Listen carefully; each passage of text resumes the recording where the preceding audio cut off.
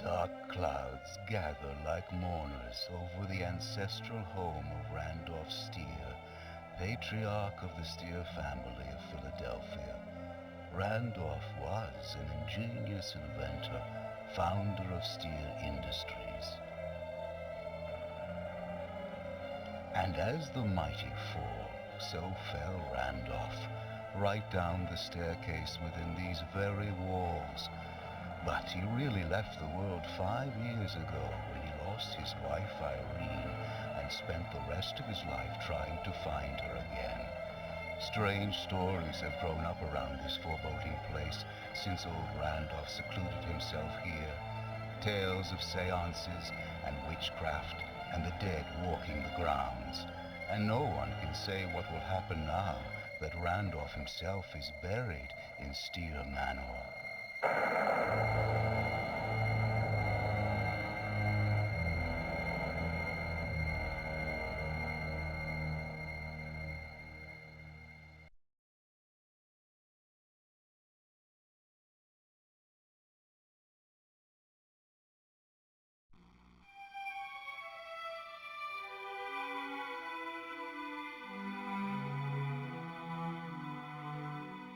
I'd like to thank you all for being here today, although I'm sorry it takes such a sad occasion to bring us together. I can't think of any other reason. Yes. Well, for those of you who don't know, I'm Willis Lyman, executor of Mr. Steer's estate. I'd also like you to meet Mr. Dash Balder, who represents Mr. Steer's brother, Justice. Thank you very much. I'm happy to be here.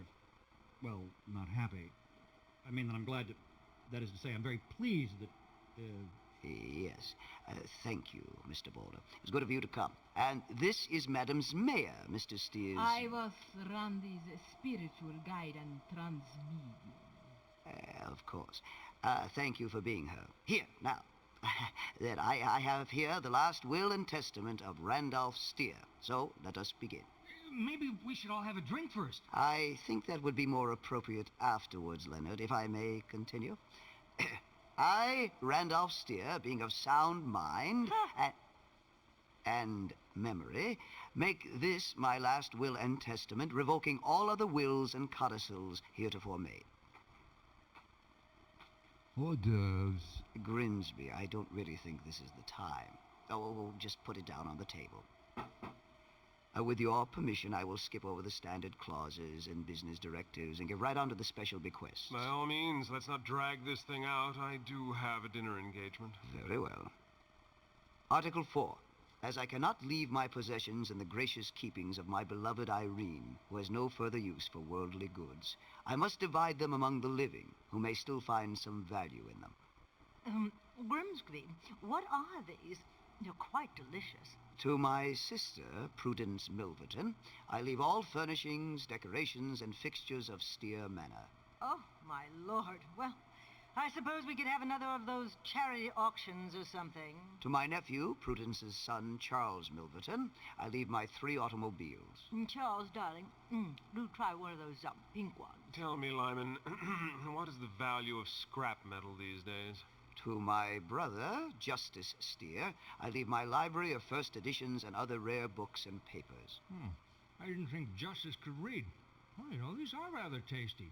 Perhaps we should have something to wash them down with? To my stepson, Calvin Adler, I leave 4% of my shares in Steer Industries. What is this? Chopped chicken liver? The cheese ones are pretty good, too. Put that down. You'll ruin your supper.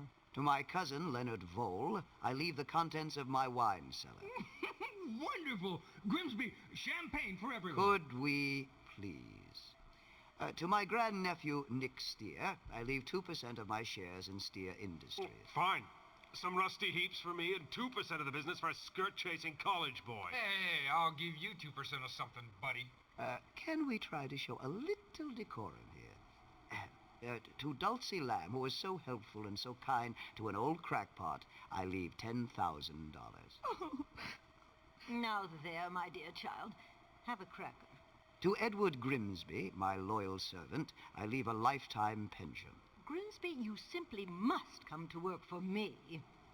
Or at least, give my cook your recipes.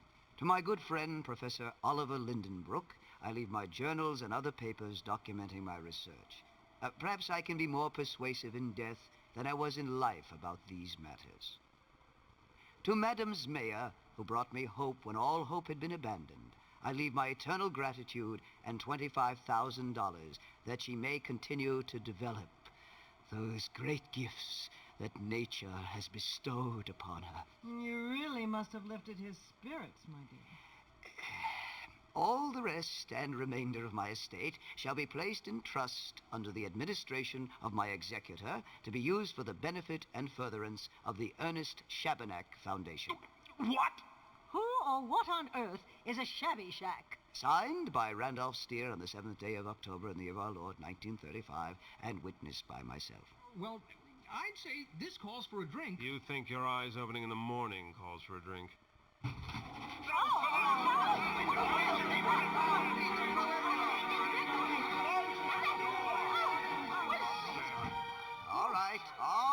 All right. Let's calm down, please. Calm down. Calm down there. That's right. Thank you, Grimsby. Now, then everything's fine, so let's just... I'm afraid everything is not fine, Mr. Lyman. Why, what do you mean, Professor? I have reason to believe that the will read here today is not the final wish of Randolph Steer. Not the wish. I assure you, sir, this document was made, signed, and witnessed under my full supervision, and that all is quite correct. I don't doubt the authenticity of the document, Mr. Lyman. I mean to say that I believe it has been superseded By what? by a new will. New will? Oh, that's impossible. I will myself. With your permission, I would like to read a message from Randolph received by me just one day after he died. Professor, if this note is meant to constitute a holographic will written by Mr. Steer, No, sir, you misunderstand me. If I may. Dear Oliver, you must come to the house right away. I am through. I must have your help. Now that the door is open, it must be guarded, and you are the only one I can trust. I have put it all in a new will. I shall explain everything when I see you. Hurry, Randolph. But I arrived too late. What did he mean, through with what? Yes, Professor, the note is not very clear. An open door, guarded. I can't make much out of all that. The meaning of the note is not immediately relevant, Mr. Lyman.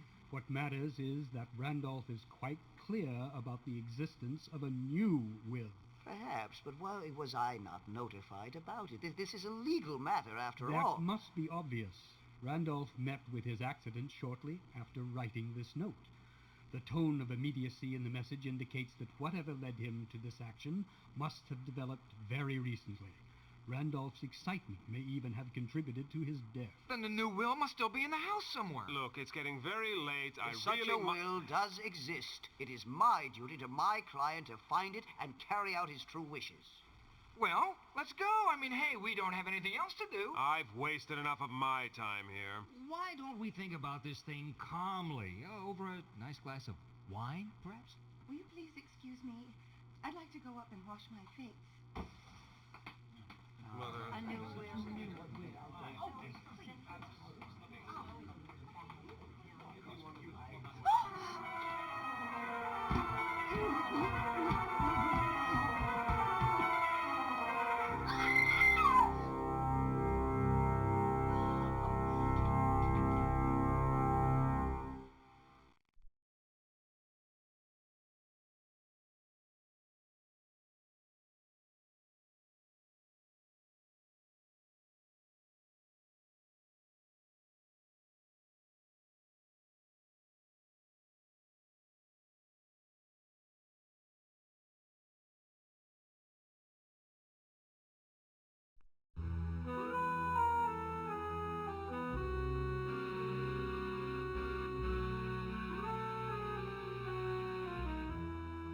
A most unpleasant business.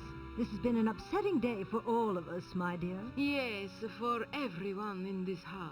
Yes, that is what I meant. You do speak English, don't you, my dear? I understand you, but you do not understand me. I sure don't understand. Nick, dear boy, would you pour me a glass of sherry? Okay, Aunt Prue. There are many souls in this place. There are many places in this soul, and all are not quiet on this day. Well, I'm sure that makes it all perfectly clear. Are you talking about the people who are here today? Today is forever. All were invited. Too many footsteps pass this way, and some know forever is today. Perhaps you should sit down, my dear. What's that? Some kind of poem? I cannot say. I open my mind, and sometimes someone speaks. All I know, all I feel, is a great unrest, a great disturbance around me. I believe we should not be in this place tonight. Nick, darling, pour Madame them... Oh, get the lady a glass of sherry. No, I cannot. Strong drink would interfere with the emanations of the ethereal confluence. I would become vulnerable. See, Aunt Prue? She's really just like any other girl. Nick, don't be impudent, boy. No offense, ma'am. But what are you trying to say about this house? Does it have something to do with what's happened to Dulcie? Some people's eyes are open. Other people have them opened for them.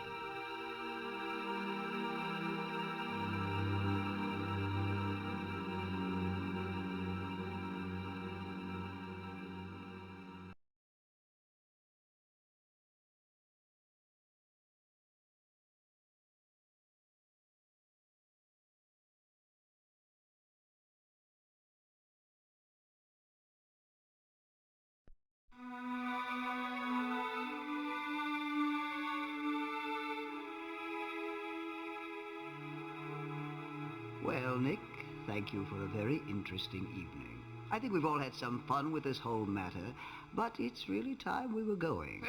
It can't end like this. It's not the way Randolph wanted it. Well, Nick, I'm afraid if you can't produce a new will here and now, then that will have to be the end of it.